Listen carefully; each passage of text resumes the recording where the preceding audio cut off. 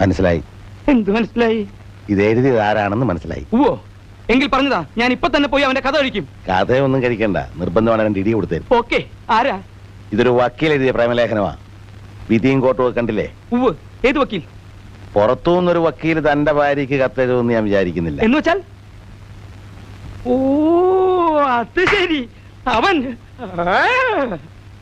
എടാ വക്കീലേ,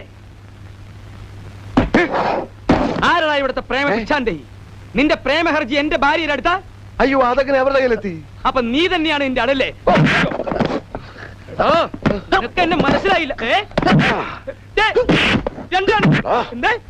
അയ്യോ എന്റെ അമ്മോ! അടിച്ച കൈ ഓടിക്കച്ച. അല്ല വക്കീൽ സാറേ, എന്റെ അമ്മോ! അയ്യോ